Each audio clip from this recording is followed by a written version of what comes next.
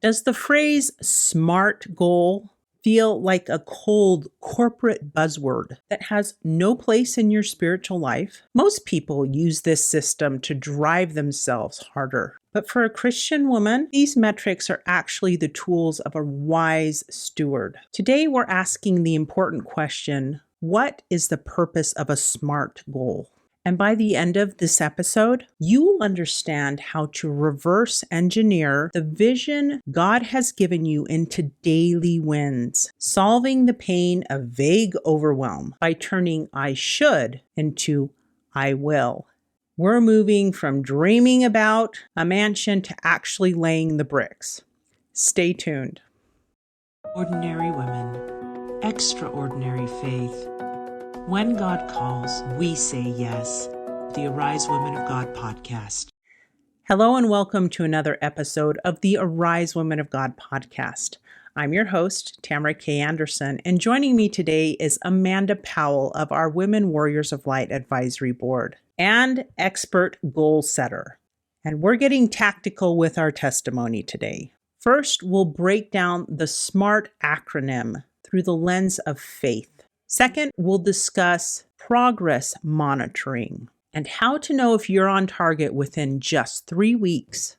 And finally, we'll share why measure the gain and not the gap is the only way to sustain momentum. But first, let's kick it off with Amanda defining SMART goals. A goal has got to be SMART, and that's an acronym telling you all of the pieces that you need in a goal, which is so important. Specific, specific, specific, meaning you're going to start your goal with, I will what? I will what? Are you filling in the blank, right? So I will write a book. Okay, you want to write a book. Well, you're going to break that down. So I will write a book by when?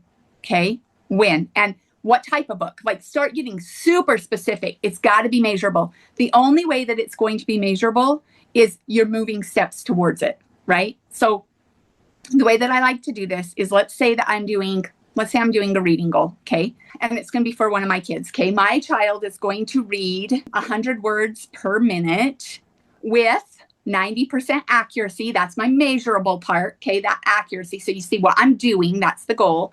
This is how I'm measuring it. Okay, with the 90% accuracy, with less than one prompt, and then I'm going to add a date by, and I add a date. Okay, so if this is a year goal, there's my date. Okay, so you can see the important parts, and this works for anything. I will what? Get specific. Okay, it's got to be measurable, 90% accuracy. Okay, so I'm going to write a book, and I'm going to write 1 hour a day. That's your measurable part, 1 hour a day. Okay. Or maybe you put word count. I'm going to put down 200 words on a page. Okay. That's your something measurable. Okay. And then make sure it's realistic. Okay. You can't say, I'm going to write a series. Like, I've never written a book. So an unrealistic goal for me would be, I'm going to write a novel series and I'm going to have 3 books written in a year. Right. I know nothing about writing. Okay. Like, even when I write something or I tell Siri something, right? She usually always gets it wrong because I'm not the greatest. Like, it's going to take me a while if I wanted to write a series. That's not realistic. So make it realistic, something that you really can achieve, or you're going to get really, really down on yourself. Like, this is not going to be a fun process for you. And then time bound. It has to have a time that it ends. I love it. Specific and realistic. If we set a goal to write a trilogy in a year when we've never written a single page, we aren't being faithful. We are being unrealistic. But once you have a realistic goal, you have to break it down into quarterly objectives. To Amanda, she calls this reverse engineering. Goals do not have to be written in stone. Okay? Know that. You may start out with a goal and life may throw you a curveball, and that goal may need to be adjusted. That's the beautiful part of progress monitoring your goals. So when I'm telling you objectives, that's what I'm talking about. So here we have this big goal, okay? I said my child was going to read 100 words a minute with 90% accuracy, okay? And this is going to be in a year from today, okay? So my first objective, I'm going to break that down into quarterly objectives. So my first quarter, let's say the baseline is my kid is reading 20 words a minute and I want him to 100. Okay. I'm going to reverse engineer that. And I'm going to work on, we're going to get you from 20 words. And this first objective, I need that doubled. I need you reading 40 words.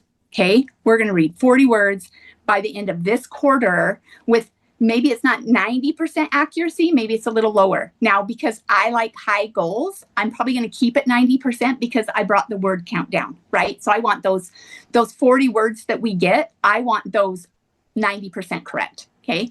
The beautiful part about the objectives is within 3 or 4 weeks, you know if you're on target to make that objective. And if I'm not, I can course correct.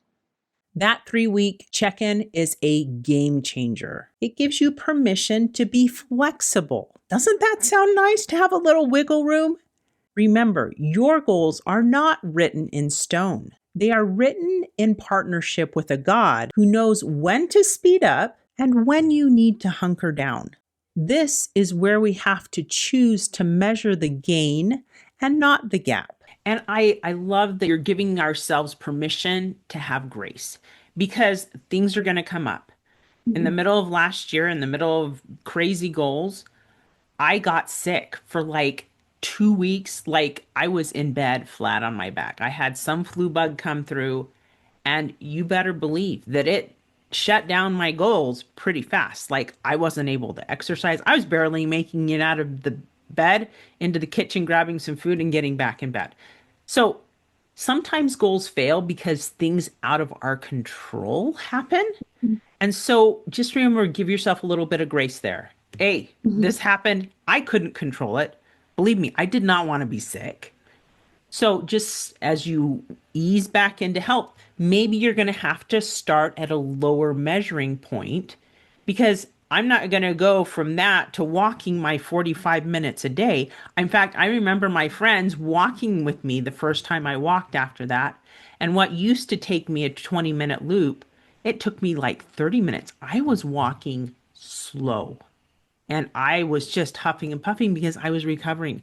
So allow for flexibility and say, you know what? I used to have this goal. It's going to have to change from what it was to where I am right this minute. And that's okay. Don't get down on yourself.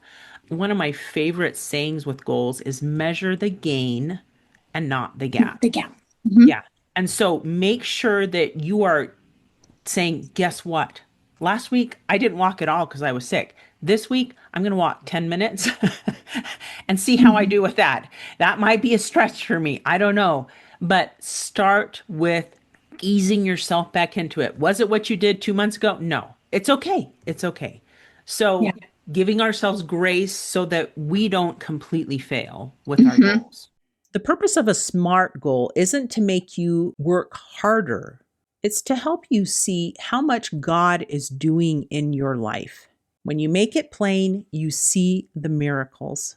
If you're ready to reverse engineer your big vision, go download our guide to goal setting for Christian women. It'll help you figure out what God wants you to do, and then you can break it down into your SMART goals, which you have just learned to do. And if you want to join a community of women who are measuring the gain together, go check out our Women Warriors of Light accountability group. The links for both of these things are in the description. So my friends, take one purposeful step today and move towards your goal. And until next time, may you arise, do it God's way, God strong.